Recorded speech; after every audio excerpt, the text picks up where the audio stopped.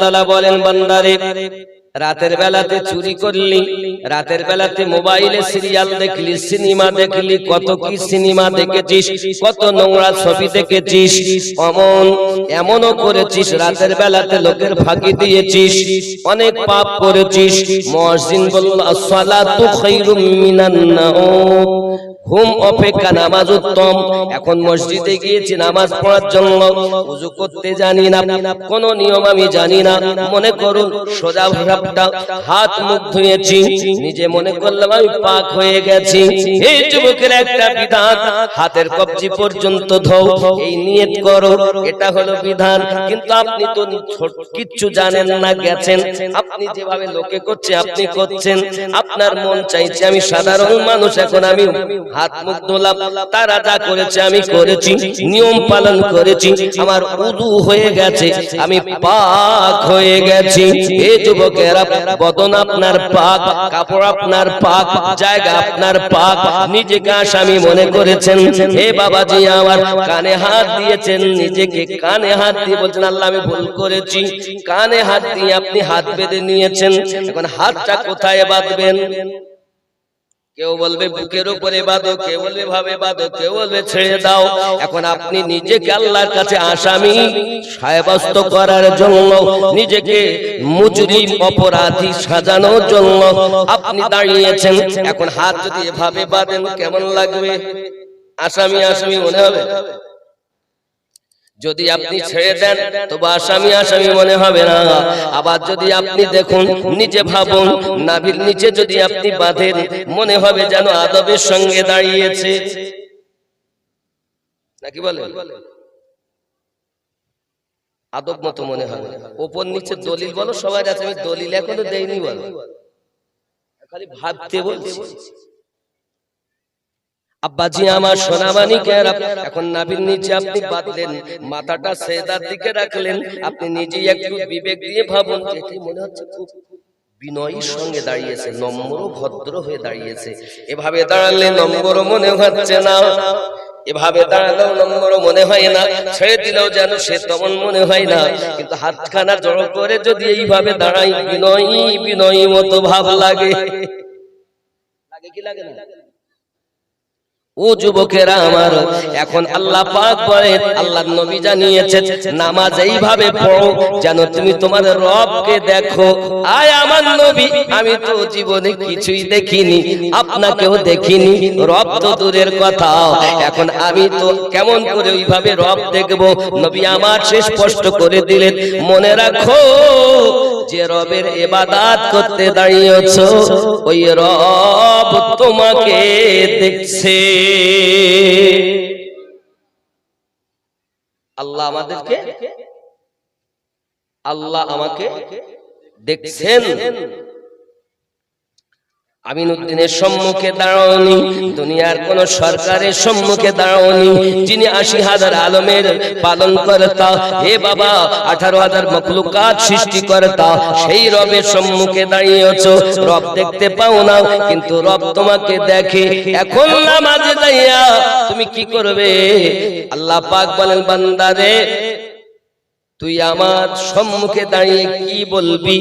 আমরা তখন বলি আলহামদুলিল্লাহি রাব্বিল আলামিন, যাবতীয় প্রশংসা আপনার, আপনি তো জাহানের পালন কর্তা। জোরে বলুন। আল্লাহ বলেন, বান্দারে অপরাধ করেছিস, আমি রবকে তো জাহানের পালন কর্তা বলে স্বীকার করেছিস, আর কি কিছু বলবি? তখন আমরা কি বলি? আর রহমানির রহিম, আপনি রহমান, আপনি রহিম। আয় আল্লাহ, আমি পাপী, আপনি দয়ালু, আপনি রহমান। আল্লাহ আমার প্রতি দয়া করো, আমার প্রতি করুণা করো। আমি রাতের বেলা পাপ করেছি, দিনের বেলা জুলুম করেছি, মানুষের প্রতি অত্যাচার করেছি, আলটেলে চাষ করেছি, মদ পান করেছি, গাঁজা খেয়েছি, সুদ খেয়েছি, মিথ্যা বলেছি, মা বাবাকে কষ্ট দিয়েছি। মালিক আল্লাহ, আমার মতো অপরাধী আর কেউ নাই, আমি পাপী, তুমি দয়াবান। আল্লাহ পাক বলেন আরে আমাকে এরকম মনে করিস? সঙ্গে সঙ্গে আল্লাহ পাক বলেন আর কিছু বলবি?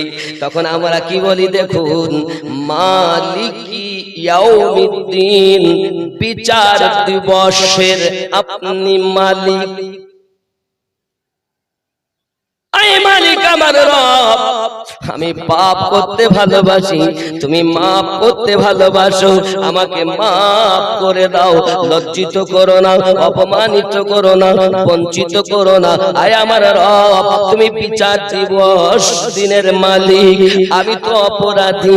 আমার আল্লাহ পাক বলেন আমাকে বিচার দিনের মালিক মনে করিস, আর কি বলবি? আমরা তখন বলি ইয়াকা না'বুদু ওয়া ইয়াকা নাস্তাঈন, আমি বা আমরা তোমারই ইবাদত করি, তোমার কাছে সাহায্য প্রার্থনা করি। আমার আল্লাহ বলেন বান্দা কি সাহায্য চাস? আমরা আবার বলি ইহদিনাস সিরাতাল মুস্তাকিম, আয় আল্লাহ আমাকে সোজা সরল সঠিক পথে প্রচালিত করো। কোথায় বলেছি? সালাতে যাইয়ে, নামাজ। কিসে চালাও? সোজা সরল সঠিক পথ। আল্লাহ পাক বলেন সোজা পথে চলতে চাস, কাদের পথে? আমরা বলি সিরাতাল্লাযীনা আন'আমতা আলাইহিম, যাদেরকে তুমি পুরস্কৃত করেছো আল্লাহ তাদের পথে আমাদের চালিত করো। যদি বলুন না, আপনারা যে লিখেছেন, কি লিখেছেন? হ্যাঁ, কি লিখেছেন? কি বর্তমান জামানায় পরিপূর্ণভাবে জীবন ধারণ করা কঠিন। এখন জীবন ধারণ করার জন্য আমি আপনাদের কাছে কথা বলতেছি। যুবকেরা আল্লাহ পাকের কাছে বললাম আল্লাহ সোজা সরল সঠিক পথে প্রচালিত করুন, তাদের পথে যাদেরকে তুমি পুরস্কৃত করেছো, যাদের উপরে উপটকন দিয়েছেন, যাদেরকে আপনি উপহার দিয়েছেন, তাদের পথে আমাদের চালিত করুন।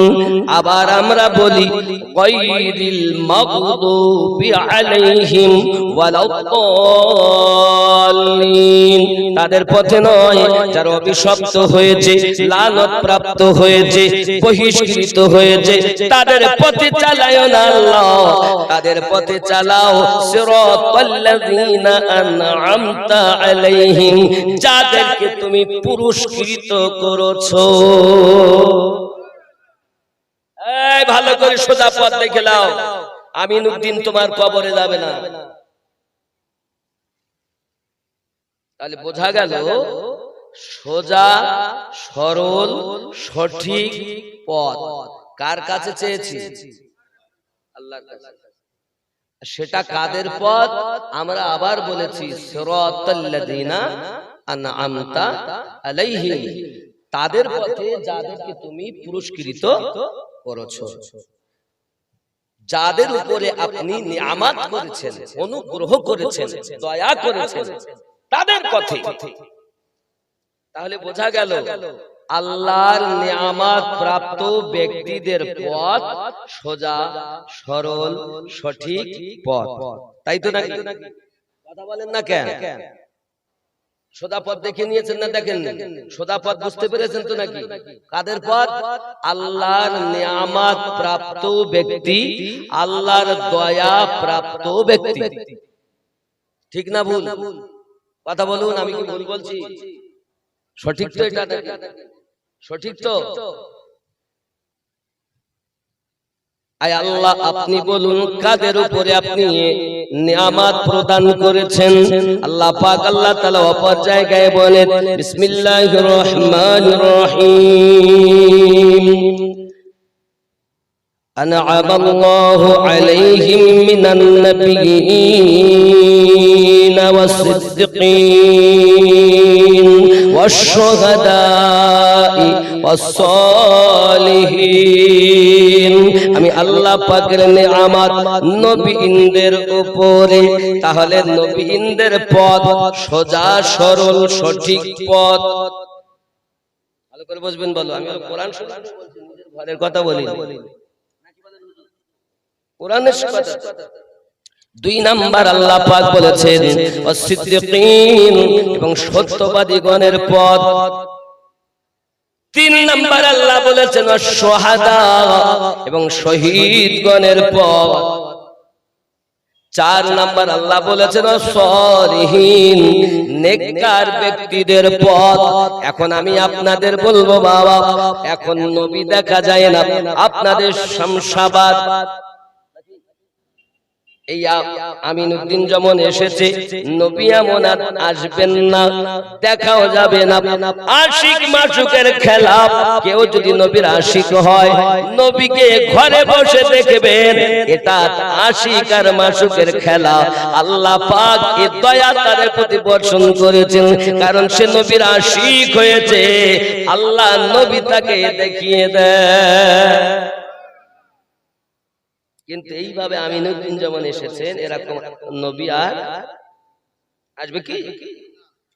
2 নাম্বার সিদ্দিকিনদের পথ, সত্যবাদী গণের পথ। সত্যবাদী একজন, সত্যবাদী গণ বহু বচন সিদ্দিকিন। এখন সত্যবাদী আর পাওয়া যায় না। আমাদের শামশাবাদ শুধু নয়, যদি এখানে চেক করি, এমন কেউ নাই যে মিথ্যা বলে না। কেউ কম, কেউ। সত্যবাদীদের উপরে আল্লাহ ইনাম দিয়েছেন, আমাদের উপরে নাই। যাদের উপরে আছে তারা সত্যবাদীগণ। জোরে বলো, তারা কারা? হে বাবাজি, আবু বকর সিদ্দিক রাদিয়াল্লাহু তাআলা আনহু, ফারুক আযম রাদিয়াল্লাহু তাআলা আনহু, বাবা খোলাফায়ে রাশিদিন, হযরত উসমান বিন নুরাইন, হযরত আলী কারামাল্লাহু ওয়াজহুল কারীম, এনারা সকলেই সত্যবাদী। আল্লাহ পাক তাদের উপরও আল্লাহর নিয়ামত দিয়েছে। তাহলে তাদের পথ সোজা সরল সঠিক পথ। বুঝতে পারছেন না? পারছেন না? 3 নাম্বার আব্বা আমার শাহাদা, শহীদগণ। ইসলাম ইতিহাসে 94টা যুদ্ধ হয়েছে। সকল শহীদদের উপরে আল্লাহ পাকের নিয়ামত রয়েছে। হে বাবাজি আমার, তার মধ্য থেকে শহীদ আজম যিনি ইমাম হোসেন পাক রাদিয়াল্লাহু তাআলা আনহুর প্রতি আরো বেশি নিয়ামত। কারণ শুধু ইমাম হোসেন শহীদ হননি, ইমাম হোসেন ইসলাম জিন্দা করে গেছেন। ভালো করে বুঝবেন, ইসলামটা আপনার বাপের দেওয়া ধর্ম না। আমি আমিনুদ্দিন যেভাবে বলবো সেভাবে চলবে না। আল্লাহ ও আল্লাহ রাসূল যেভাবে বলেছেন, যেভাবে দিয়ে গিয়েছেন, ইসলাম ধর্মটা সেইভাবেই চলবে। এই কথা বুঝতে পারছেন না? পারছেন না? আব্বাজি আমার সোনা মানিকেরা, ইমামে হোসেন পাক রাদিয়াল্লাহু তাআলা আনহু পৃথিবীর সরজমিনে ইসলামটাকে জিন্দা করে গেলেন, নিজের সব কুরবান করে দিলেন, আর আল্লাহর হাবিবের উম্মতগণকে বাঁচিয়ে গেলেন। আজ মসজিদে আযান হতো না, হোসেন পাক যদি শহীদ না হতেন। এই ঠিক কি না? কথা বলেন না কেন? मैं क्या करूं बयान फजीलत हुसैन की, मैं क्या करूं बयान फजीलत हुसैन की, मैं क्या करूं बयान फजीलत हुसैन की। अल्लाह जानता है हकीकत हुसैन की, अल्लाह जानता है हकीकत हुसैन की।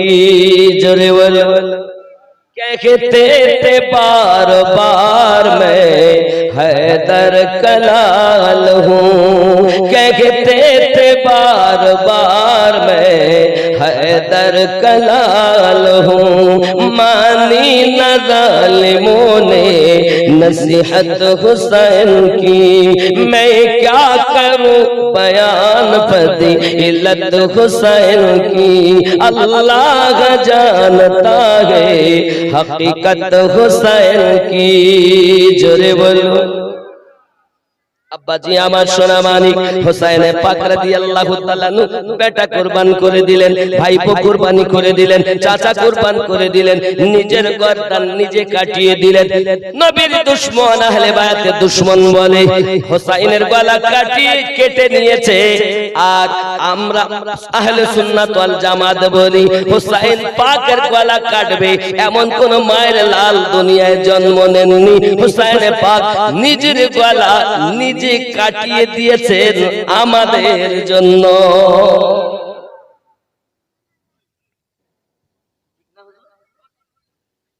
অনেকেই বলে হুসাইন কারবালায় পানি পাইনি কেন? হে যুবকেরা, হুসাইন পাক যদি চাইতেন ফেরাত নদীর পানি ওই কারবালাতে চলে আসতেন। ইসমাইল নবীর গোয়ালের নিচে থেকে জমজম উদিত হয়েছে রে বাবা, ওই জমজম ইসমাইল নবীর কদমের নিচে থেকে উদিত। মা হাজেরা বলেছিলেন জম জম জম জম রুক রুক রুক রুক রুকা হুয়া পানি তাকে জমজম বলে। যুবক ইমাম হুসাইন পাক যদি আঘাত করতেন কারবালাতে জমজম উদিত হয়ে যেত। খেয়াল করবেন বাবা, হুসাইন পাক আমাদের জন্য জীবন দিয়েছেন, খুব খেয়াল করুন বাবা। এই সোনা মানিকেরা হুসাইন পাক আমাদের শিক্ষা দিয়ে গেছেন। আয় আমার নানুর মাথারেরা জেনে রেখে দাও, খবরদার নামাজ যেন তোমরা ছেড়ে দিও না বাবা। হুসাইন পাকের উপরে যখন সীমারের মতো জালিম পাপী হীরার তলোয়ার খানা নিয়ে বুকের উপরে তলোয়ার চালাতে আরম্ভ করেছে গলাতে, ইমাম হুসাইন পাক বলে জালিম উঠ, তুই আমার গলা কাটতে পারবি না, কারণ আমি শুনেছিলাম আমার বুকের উপরে একজন বসবে আর আমার গলাতে ছুরি চালাবে। জেনে নাও সীমার আমার নানু, তুমি যে জায়গাতে ছুরি চালাচ্ছ এখান থেকে 56 বছর আগে আমার নানু ওই জায়গাতে চুমা দিয়েছে। এই সীমার তোর তলোয়ারের এত ধার নাই যে আমার গলা কাটিয়ে দিবি, কারণ ওই জায়গাতে আমার নানুর চুমা রয়েছে। इस्लाम है, इस्लाम तेरी बाप की जागीर नहीं जो मन मानी चलाएगा, जो दिल में आएगा वो करेगा। ইসলামটাকে বুঝতে হবে আগে। আমরা মোল্লারা আপনাদের শেষ করে ফেলেছি স্টেজে বসে, সব এই বক্তাদের দোষ।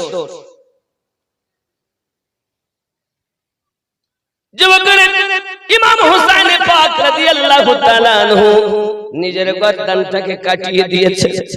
সীমার উঠ, আমাকে 2 রাকাত নামাজ পড়তে দে, আমি তোকে বলবো কোন জায়গা থেকে আমার গলা তুই কাটাতে পারবি। এই আমার নবীর উম্মতানেরা, ইমাম হুসাইন পাক রাদিয়াল্লাহু তাআলা দেহের উপরে তলোয়ারের আঘাত, তীরের আঘাত ছিদ্র হয়ে গেছে, তবু তিনি বলতেছেন আমি 2 রাকাত নামাজ আদায় করে নেই।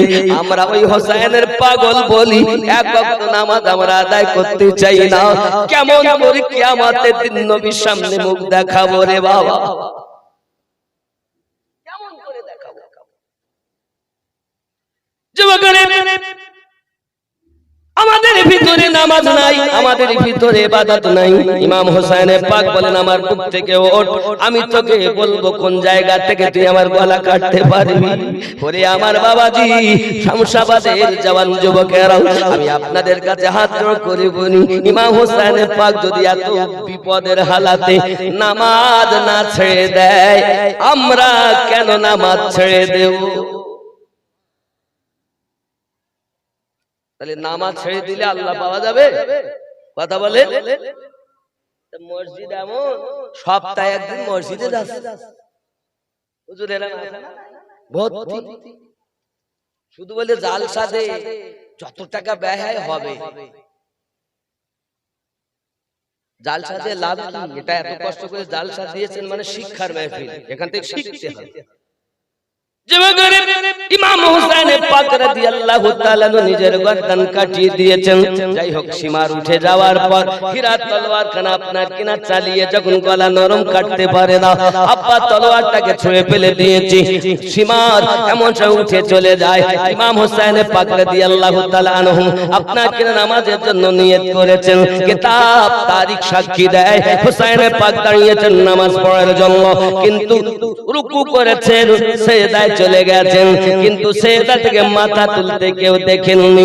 নিজের গলা নিজে কাটিয়ে দিলেন নানুর উম্মতকে বাঁচানোর জন্য। ইমাম হুসাইন পাক যখন নিজের গলা আপনার কাটিয়ে দিয়েছেন, যুবকরে ভালো করে বুঝে নাও, ওই কারবালার মাটিতে 10ই মুহররমে দিনের বেলাতে ইমাম হুসাইন পাকের গর্দান কাটানোর পর সূর্য অস্তমিত হয়ে গেল, অন্ধকার নেমে এলো।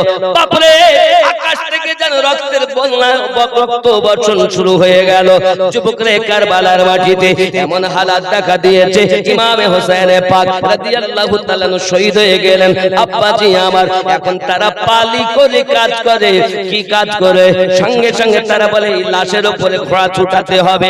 পালি করে তারা ঘোড়া ছুটিয়ে দেয়। কোথায় ইমাম হুসাইন পাকের হাত, কোথায় ইমাম হুসাইন পাকের আপনার কিনা বাহু, এমনি করে আপনার পড়ে রয়েছে, ছিন্ন বিচ্ছিন্ন করে দিয়েছে। বাবা, ওনার একটি মেয়ে, নাম তার হলো সাকিনা, ছোট্ট বয়সের মেয়ে। ওই মেয়েটা অন্ধকার থেকে ছুটে ময়দানের দিকে আগিয়ে যায়, আব্বু আব্বু করে কাঁদে।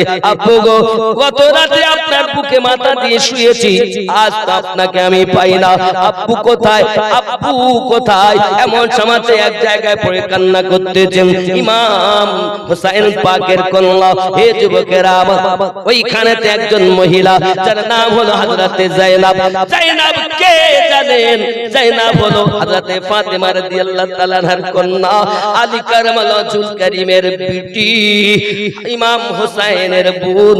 হযরতে যায়েনাব একটা ভাঙা তলোয়ার পেয়েছে, তলোয়ার কালা হাতে করে এমনি করে বাজে, জালিমের দলেরা কি আছিস আয়, আমি আমার ভাইয়ের দেহের উপরে তোকে আর ঘোড়া ছুটাতে দেব না বাবা। তারা পালিয়ে যায়। হঠাৎ টুকরে কান্নার আওয়াজ পেয়েছেন। কান্নার আওয়াজটা যখন পেয়েছে, সঙ্গে সঙ্গে দেখে কে যেন কাঁদতেছে। আগিয়ে দেখে হযরত সাকিনা কাঁদতেছেন। সাকিনাকে কোলে তুলে নিয়েছে। মা তুমি কাঁদো কেন? মা তুমি কাঁদো কেন? ফুফু আম্মা, ও আমার ফুফু আম্মা, আমি আমার আব্বুকে যখন তাবুর ভিতরে পাইনি, আব্বু আব্বু করে কাঁদি। এইখান থেকে আমার আওয়াজ দিয়েছে, মা সাকিনা আয় এখানে, আমি তোর আব্বা হুসাইন কথা বলতেছি। আমি তো নিজে দেখে চিনতে পারি না যেটা হুসাইন পাকের লাশ, তুমি কেমন করে চিনলে? বলে আমি চিনেছি আওয়াজে, আমার আব্বা আমাকে এখান থেকে ডাক দিয়েছেন। বোঝা গেল যারা আল্লাহর রাস্তায় শহীদ হয় তারা মরে না, তারা জিন্দা। কোরআনে আল্লাহ পাক বলেছেন, বিসমিল্লাহির রহমানির রহিম, ওয়ালা তাহসাবান্নাল্লাযীনা কুতিলু ফি সাবিলিল্লাহি আমওয়াতান বাল আহইয়াউ ইনদা রাব্বিহিম ইউরযাকুন। যদি বলুন সুবহান। ইমাম হুসাইন পাক শহীদ হলেন কারবালার মাটিতে। অনেক ঘটনা, আমি কারবালার পুরো ঘটনা বলবো না, সংক্ষিপ্ত বুঝাবো। এবার তাবুতে আগুন ধরিয়ে দিয়েছে, তাবুতে আগুন ধরিয়ে দিয়েছে। ওই তাবুর মধ্যে একজন ছেলে আছে যার নাম ইমামে জয়নুল আবেদিন। কার ছেলে? হুসাইনের ছেলে। কার ছেলে? ইসলামটা কিভাবে আমাদের কাছে এসেছে দেখে নেন, কেউ সবাই আপনাকে বলবে না, ভালো করে শুনে নেন। ইসলাম বাপের দেওয়া ধর্ম না, আল্লাহর দেওয়া ধর্ম। এখন এই জয়নুল আবেদিনকে যদি পুড়িয়ে জ্বালিয়ে শেষ করে দেওয়া হয়, তাহলে তো আর পুরুষের মধ্যে কেউ বেঁচে থাকবে, নবীর বংশ শেষ। নাকি বলেন? কথা বলেন না কেন? ঠিক কিনা? এখন তাবুর মধ্যে আগুন ধরিয়ে দিয়েছেন। জয়নুল আবেদিন অসুস্থ ছিলেন, আর ওনাকে সব দায়িত্ব ইমাম হুসাইন পাক দিয়ে গিয়েছিলেন। আর বলে গিয়েছিলেন, বাবা তুমি এখান থেকে মদিনায় যাবে, সব আমার নানুকে খুলে বলবে, তোমাকে জিহাদের মাঠে যেতে হবে না, তুমি যদি শহীদ হও তাহলে এদেরকে কে দেখবে? জয়নুল আবেদিনকে সব দায়িত্ব দিয়েছিলেন, কিন্তু ইনি অসুস্থ ছিলেন, উঠে দাঁড়াবার ক্ষমতা এনার ছিল না। এখন আব্বা আমার তাবুতে আগুন ধরিয়ে দিয়েছে যাতে জয়নুল আবেদিন পুড়িয়ে যায়, গেলে নবীর বংশ শেষ। ইসলাম কারবালার পরে জিন্দা হয়েছে, কিভাবে হয়েছে সেটাই দেখো। যুবকরা আমার, ইমাম হোসেন পাক রাদিয়াল্লাহু তাআলার কলিজার টুকরা জয়নুল আবেদিনকে শেষ করার জন্য তাবুতে যখন আগুন ধরিয়ে দেওয়া হয়েছে, এমন সময় যায়নাব দেখেন পৃথিবীর সারা জমিনের কোথায় যাব কোথায় যাব, লাফ দিয়ে আপনার তাবুর ভিতরে প্রবেশ করেছেন।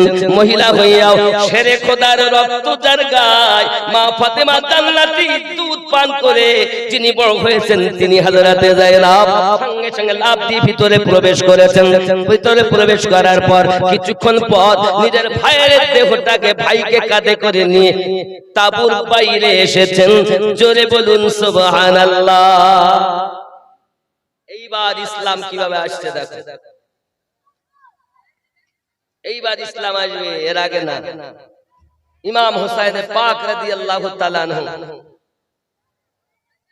নিজে শহীদ হয়ে গেলেন। ওনার দেহ মোবারকা নিয়ে, মানে লাশ, মাথাতে বল্লভ ঢুকিয়েছে, মাথায় গলার মধ্যে এখানে বল্লভ ঢুকিয়ে ও চোখে নিয়ে চলে যাচ্ছে। ওই মাথা আল্লাহর কোরআন তেলাওয়াত করছে। কোরআন তেলাওয়াত শুনে গির্জা ঘরের পাদ্রী কলেমা পড়ে ঈমান এনেছে। দেখেন যাচ্ছেন হোসাইন তো কলেমা পড়াতে পড়াতে যাচ্ছেন। এবার ইসলাম আস্তে আস্তে বৃদ্ধি পাচ্ছে। জোরে বলুন সুবহানাল্লাহ। আমি বোঝাতে চাচ্ছি, হোসাইন পাক কাটা মাথা নিয়ে যদি ইসলাম ধর্মে থেকে কোরআন না ভুলে, তাহলে আমরা সেই হোসাইনের পাগল হয়ে আল্লাহর কোরআন ভুললে কেমন করে হবে? কথা বলে, কাটা মাথা কোরআন তেলাওয়াত করছে। জোরে বলুন সুবহানাল্লাহ। তাহলে আমাদেরকে আল্লাহর কোরআন তেলাওয়াত ছাড়লে হবে না। জোরে বলুন সুবহানাল্লাহ। আব্বাজি আমার সোনা মানিকের, শুধু এতটুকুই নয়, এমনি করে আপনার কিনা গিয়ে গেলেন, আস্তে আস্তে ইসলাম আপনার প্রচার প্রসার শুরু হয়েছে। আমার নবী জবান মোবারকায় বলেছিলেন আমার পরে 12টা ইমাম হবে। কয়টা ইমাম হবে? 12টা ইমাম হবে। আল্লাহর হাবিব বললেন 1 নাম্বার ইমাম আলী, 2 নাম্বার হলো আপনার ইমাম হাসান, 3 নাম্বার ইমাম হুসাইন, 4 নাম্বার হযরতে জয়নুল আবেদিন, 5 নাম্বার ইমাম মুহাম্মদ বাকের, 6 নাম্বার ইমাম জাফর সাদিক, 7 নাম্বার ইমাম মুহাম্মদ কাসিম, আপনার 8 নাম্বার ইমাম আলী রাজা, হে বাবা 9 নাম্বার ইমাম তাকি আলী, 10 নাম্বার ইমাম নাকি আলী, 11 নাম্বার ইমাম হাসান আসকারি, 12 নাম্বার ইমাম মেহেদী। জোরে বলুন নারে তাকবীর, নারে রিসালাত। এখন দুনিয়ায় যত মানুষ থাকবে এই 12 ইমামের অন্তর্গত হবে। জোরে বলুন। আচ্ছা আমরা কোন মাযহাবের মানুষ? কথা বলেন। হানাফি তো? হানাফি তো। আমাদের ইমামের নাম ইমাম আবু হানিফা, উপাধি ওনার নাম কিন্তু আবু হানিফা না, ওনার নাম নুমান ইবনে সাবিত রাদিয়াল্লাহু তাআলা আনহু। জোরে বলুন। এই ইমাম নুমান বিন সাবিতের পীর কে ছিল জানেন? ছোট্ট করে বলি, ওনার বয়স হলো 68 বছর। কত বছর? 68 বছর বয়স। এখন ওনাকে কেউ জিজ্ঞাসা করে হুজুর আপনার বয়স কত? তো উনি বলছেন আমার বয়স 2 বছর। সবাই বলছে হ্যাঁ গো, আপনি এত বড় ইমাম হয়ে মিথ্যা কথা বলছেন? হ্যাঁ, এত বড় ইমাম হয়ে মিথ্যা কথা বলছেন? আব্বাজি আমার, ইনি বলছেন না মিথ্যা বলিনি, তবে সত্য এটাই যে আমি নোমান বিন সাবিতের 66 বছর বেকার চলে গেছে, 2 বছর ইমাম জাফর সাদিকের গোলামি করে এই 2 বছর আমি সঠিক জীবন পেয়েছি। ইমাম জাফর সাদিক কে জানেন? ইমাম জাফর সাদিকের আব্বা ইমাম বাকার, ইমাম মোহাম্মদ বাকিরের আব্বা ইমাম জয়নুল আবেদিন, ইমাম জয়নুল আবেদিনের আব্বা ইমাম হোসাইন, ইমাম হোসাইনের আব্বা ইমাম আলী। জোরে বলুন। আগে ইসলামটাকে বুঝতে হবে, হই হই করলে হবে। আব্বা আমার, তাহলে ইমাম আজম বলেন, আমি যদি ইমাম জাফর সাদিকের কাছে গোলামি না করতাম তাহলে আমি ধ্বংস হয়ে যেতাম। তাহলে আমরা যে হানাফি, তাহলে উনি যদি ইমামের গোলামি করে বায়াত গ্রহণ করে ইসলামের ভিতরে দীক্ষা নিয়ে কাজ করে, তাহলে আমরা যদি হানাফি দাবি করি তাহলে আমাদেরকে বায়াত করতে হবে কিনা বলুন? কথা বলেন না কেন? বায়াত করতে হবে কি?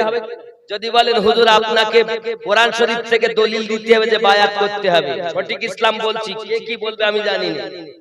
শুনে নাও, কোরআন শরীফ সূরা আল কাহাফ আয়াত নাম্বার 17 আল্লাহ পাক জানিয়েছেন, বিসমিল্লাহির রহমানির রহিম, মান ইয়াহদিল্লাহু ফাহুয়াল মুহতাদি, আমি আল্লাহ যাদের হেদায়েত দান করি তারা হেদায়েত প্রাপ্ত হয়, ওয়া মান ইউদলিল, আমি আল্লাহ যাদের পথভ্রষ্ট করি ফালান তাজিদা লাহু ওয়ালিয়াম মুরশিদা, পথ প্রদর্শক আউলিয়াকে মুর্শিদ রূপে পাবে না। তাহলে আল্লাহ যাদের হেদায়েত দেয় তারাই মুর্শিদ পায়, এটাই কোরআনের ফয়সালা। জোরে বলুন। কোন সূরায়? সূরা আল কাহাফে আয়াত নাম্বার 17। তাহলে আল্লাহ পাক বলেছেন আমি যাদের হেদায়েত দেই তারা হেদায়েত পায়, আর আমি আল্লাহ যাদের পথভ্রষ্ট করি পথ প্রদর্শক আউলিয়াকে মুর্শিদ রূপে পাবে না। তাহলে মুর্শিদ পেল যারা, হেদায়েত প্রাপ্ত তারা, এটা আল্লাহর বাণী। জোরে বলো। আব্বা আমার, এই মুর্শিদের জায়গায় গেলে আবার অনেক কথা, জগৎ আবার দেখুন, এ ভূমণ্ড ভরেছে ভণ্ড পীরে রে, এ ভূমণ্ড ভরেছে ভণ্ড পীরে, আছে না নাই? নবীজি মুখের বাণী আসিলে ঘর কলি, ঘরে ঘরে দেখা দিবে সহশত অলি, নবীর কথা গেছে ফলি দেখি ধীরে ধীরে রে, ভূমণ্ড ভরেছে ভণ্ড পীরে রে, ভূমণ্ড ভরেছে ভণ্ড পীরে। কি ভাই না চাইতেন ভাই? আপনাদের মতো আলেম তো আমার পাশে দরকার, হলি তো আমার বলতে ভালো লাগে। সুবহানাল্লাহ। এই নাসির ভাই পাশে দাও না, পিছনে গিয়ে বসে আপনি নাসির ভাই সভাপতি সাহেব কই কই নাই না, ওনার পাশে দেন না। আলেম আমাদের সভাপতি সাহেব সামনে থাকে, আলেম মাহমুদুল্লাহ পাশে থাকেন। আচ্ছা আমি কি আমি গল্প করছি? আমি গল্প করেছি? কোরআন হাদিসের কথা বলেছি। এখন বোঝা আপন আপন পাশে আসে, লাভ আছে। আলেম ওলামা থাকলে ওয়াজ নসিহত করতে ভালো লাগে। আমার যদি ভুল হয় তাহলে দিলে আমি সংশোধন করলাম, ঠিক কি না বলেন? কিন্তু সমাজের মানুষকে সঠিক পথ আমাদের দিতেই হবে। জোরে বলেন। নিজের মন গড়া পথ আমরা দেব, ঠিক রাজি আছেন কিনা বলেন যুবক? এখন এইখানে যে বলেছিলাম সিরাতাল্লাযীনা আন'আমতা আলাইহিম,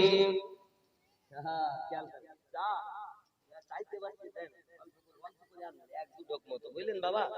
একটু আধা ঘন্টা অন্তর হইলে একটু শরীরটা ভালো থাকবে। বকি বকি আর পারিনি।